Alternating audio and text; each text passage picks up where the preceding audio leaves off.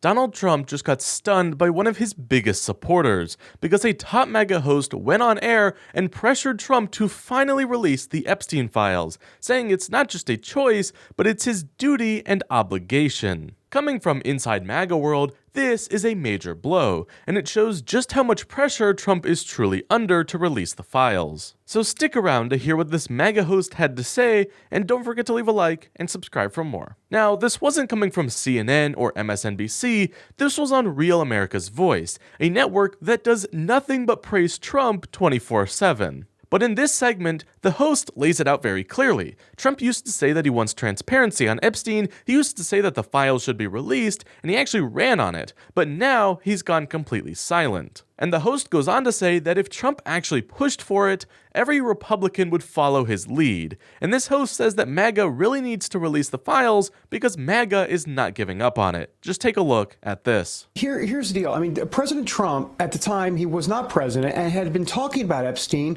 when asked about it, say, yeah, we need to see everything. You know, let's get the files released. Let's do everything. You know, this had been a thing for him for a while. I mean, he had been talking about it when he was not president. Then he became president, and then I trace this all back to Pam Bondi.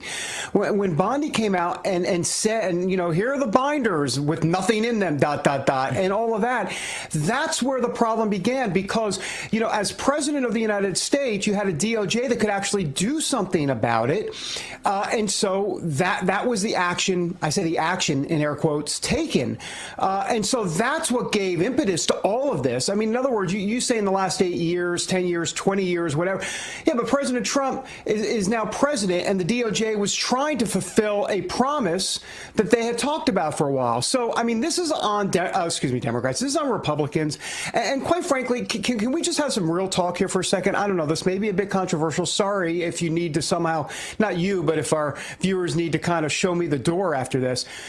But President Trump has called this a Democrat hoax, and I get what he's saying, right? Okay, let's do the disclaimer. I understand what he's saying. In other words, Democrats see this as a political liability for Republicans and the Democrats, and to take Trump off message. I got it. Yeah, that's low-hanging fruit. Right, that's true. They're doing that. Shame on the Democrats. Got it. But let's talk about this for a second. If President Trump had, let's just say, reversed himself and said, you know what, I want everything. Let's go. Let's make this happen. You know, then guess what? Mike Johnson and all the other Republicans would be behind him. There would be no discharge petition. There just wouldn't. But there is, because Trump has said, let's move on. And the base doesn't want to move on. MAGA doesn't want to move on. And so this idea, by the way, this just in, that MAGA is a cult for Donald Trump, I think this is Exhibit A as to absolutely they're not a cult for Donald Trump. They never have been. You know, they're standing up to the president and saying, no, you know what, I understand where you're coming from. I know it might distract from your agenda. I got that. But we want answers. And so honestly, if President Trump had just come out and said, yes, let's get to the bottom of this, and I want everything released, which is, by the way, he's saying that the files have been released, or a lot of them have been released. But let's be honest, we have a lot more questions than answers. If he would be the one behind it saying, I want answers, guess what? Mike Johnson and all the other Republicans would jump and say, how high, Mr. President? But he's not doing that. And so this is on them. This is on the Republicans. I know what the Democrats are doing politically. That doesn't surprise me. But I don't know, Jake. I mean, that's my take. I'm curious where you're at on this. Now, you can definitely tell that these guys are very hardcore MAGA by a lot of their side comments. But it's crazy that despite that, they are willing to turn on Trump over this. But what I still find so funny is that these two hosts are still twisting themselves into pretzels trying to protect Trump. They criticize him, but then they won't say the obvious. Maybe Trump doesn't want the Epstein files released because he's afraid of what's in them. Take a look as these two hosts go through every mental gymnastics routine possible to avoid that single conclusion. Yeah, no, I think, you know, that's a very important point. I wonder, and I'm really trying. I mean, doesn't Trump have some responsibility here? I mean, Jake, yeah, I mean, straight up. No, absolutely. Absolutely. And what I'm trying to do here is not do any partisan stuff here. I'm trying to be very careful from a journalistic standpoint and not get into speculation. But here we go. I mean, I'll get a little bit into the shallow waters here, and hopefully I don't go any deeper. The question is that a lot of people are asking is, I think that the idea that President Trump was personally involved with this has been shot out of the water. It's not that. But these are the questions. These are real questions that people are asking. Is President Trump protecting someone that may be either not connected to him, but someone who doesn't want to be harmed in some way?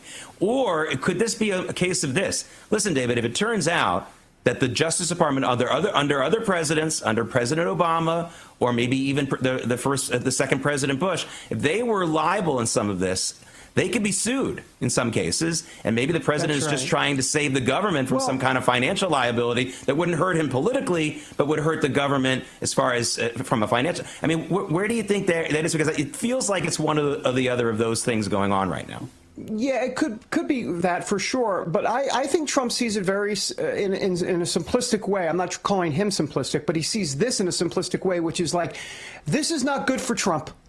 This is not good for the agenda. And you know what? Wait for it. He's right.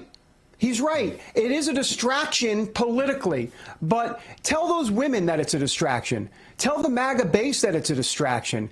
Tell them that it's a Democrat hoax. Yeah, it's a Democrat political stunt, that's for sure.